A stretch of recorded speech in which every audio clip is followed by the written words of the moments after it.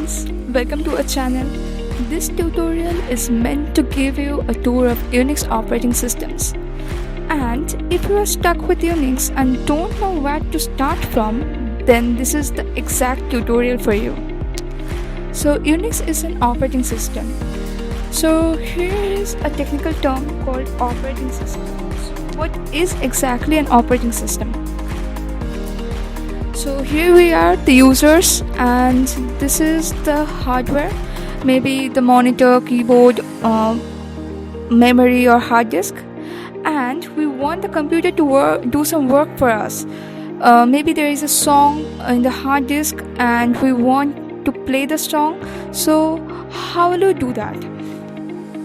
Will you give commands directly to your computer, like okay, I have a song in the hard disk and go and play the song for me immediately? Is this what we do? Will the computer understand our language? No, right? So we need something that acts as an intermediary between us, the users, and the hardware. So basically we need some software programs which are technically termed as operating system, which acts as a bridge between the users and the hardware.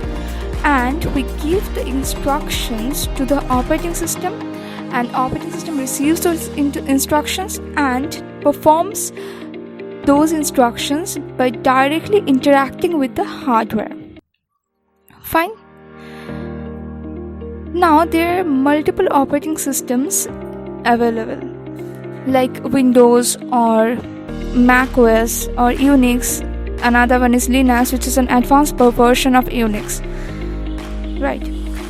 Now here in this tutorial we are discussing about Unix, so we need to understand the architecture of Unix. So again, here we are, the users, and this is the hardware. Now the innermost part of Unix, also termed as kernel, that directly interacts with the hardware, and the uppermost part is called the shell that interacts with the users, that is, it interacts with us.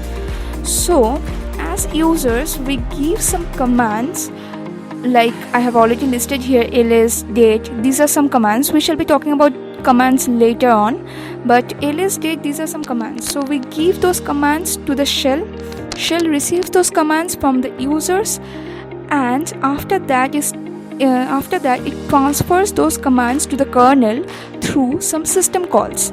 Kernel receives those commands from the shell and performs those instructions by directly interacting with the hardware.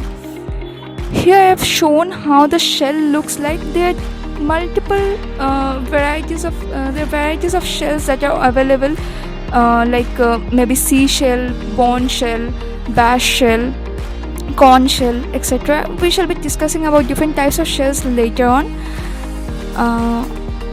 but this is the basic architecture of Unix. Now Unix is multi-user multitasking system. What do you mean by this? Suppose in an office there are 3 employees. Fine. And there are some hardware devices like printer, memory, maybe hard disk, etc. Now the idea is these 3 employees are working on the same operating system, same Unix operating system. So there must be a single kernel which directly interacts with those common hardwares. And as the 3 employees are interacting, they must be having different shells. Maybe for some it is C shell, for some it is Bash shell, for other it is Bourne shell. So each individual user must have his or her own shell.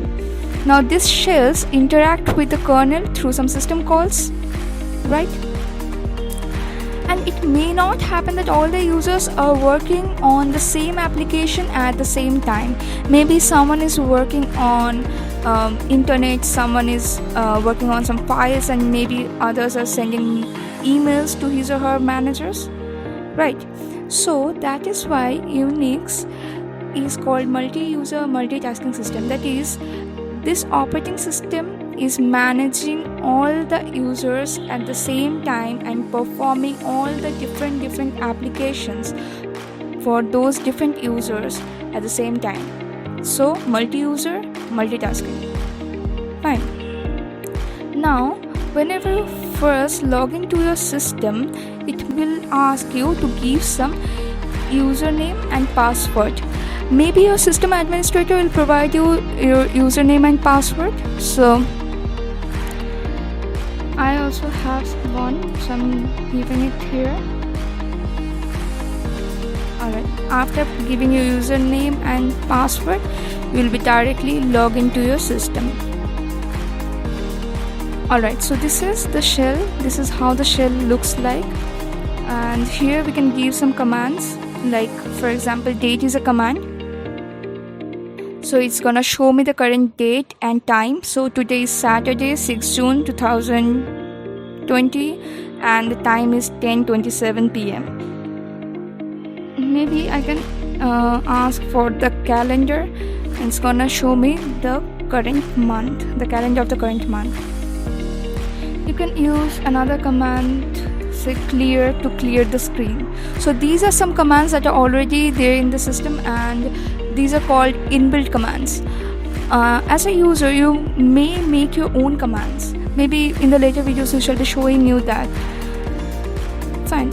And after doing your work, you can log out from your system using the exit command or logout command.